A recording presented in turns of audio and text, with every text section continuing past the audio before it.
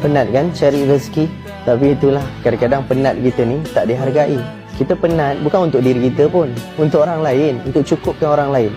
Dan kadang-kadang orang cakap kita malas, kurang berusaha, tak rajin berusaha.